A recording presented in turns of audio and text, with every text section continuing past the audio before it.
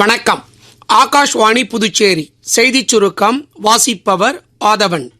Ukraine Russia மோதலை முன்கூட்டியே மற்றும் அமைதியான முறையில் தீர்க்க இந்தியா உறுதி பூண்டுள்ளதாக பிரதமர் திரு நரேந்திர மோடி உக்ரைன் அதிபருடன் இன்று காலை தொலைபேசி உரையாடலில் பேசுகையில் குறிப்பிட்டார்.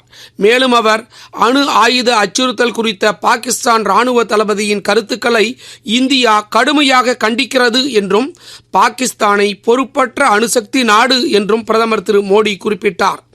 நாட்டின் 79வது சுதந்திர தினத்தை முன்னிட்டு ஹர்கர் திரங்கா எனும் இல்லந்தோறும் கொடியேற்றும் இயக்கம் 2025 இன்று அதிகாலை முதல் ஜம்மு காஷ்மீர் தலைநகர் ஸ்ரீநகரில் உள்ள சுற்றுலா தலமான தாவரவியல் பூங்காவில் நடைபெற்று வருகிறது.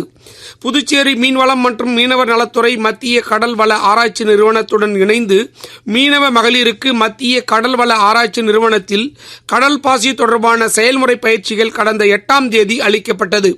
புதுச்சேரி மீன்வளத்துறையின் செயலர் திரு மணிகண்டன் மீன்பிடி படகின் மூலம் கடலுக்கு சென்று கடல் பாசி வளர்ப்பு படல்களை நிறுவச் செய்யும் நிகழ்வினை பார்வையிட்டார்.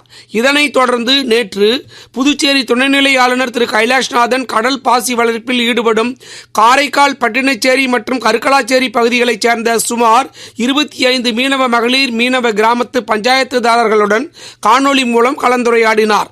இந்நிகழ்ச்சியில் மாவட்ட ஆட்சியர் திரு குலோத்துங்கன், மீன்வளத்துறை இயக்குநர் திரு முகமது இஸ்மாயில், இணை இயக்குநர் திரு தெய்வசிகாமணி மற்றும் மத்திய கடல்வள ஆராய்ச்சி நிறுவனத்தின் திட்ட அதிகாரி முனைவர் ஜான்சன் ஆகியோர் பங்கேற்றனர். ஜப்பானில் நடைபெறும் சக்கூரா அறிவியல் பரிமாற்ற திட்டத்தில் பங்கேற்பதற்காக புதுச்சேரியிலிருந்து தேர்வு செய்யப்பட்ட முத்திரையர்பாளையம் இளங்கோவடிகள் மேல்நிலைப்பள்ளி மாணவர் தேவன், இந்திரா நகர் இந்திரா காந்தி அரசு மேல்நிலைப்பள்ளி மாணவி நிவேதா மற்றும் வழிகாட்டி ஆசிரியரான ஏம்பலம் மறைமலை அடிகள் அரசு மேல்நிலைப்பள்ளி விரிவுரையாளர் திருமதி பிரியதர்ஷினி ஆகியோர் புதுச்சேரி முதலமைச்சர் திரு ரங்கசாமி, கல்வி அமைச்சர் திரு நமச்சிவாயம் ஆகியோரை முதலமைச்சர் அலுவலகத்தில் சந்தித்து வாழ்த்து பெற்றனர். அப்போது புதுச்சேரி பள்ளி கல்வித்துறை இணை இயக்குநர் திருமதி சிவகாமி உடனிருந்தார். இத்துடன் இந்த செய்திச் சுருக்கம் நிறைவு பெறுகிறது.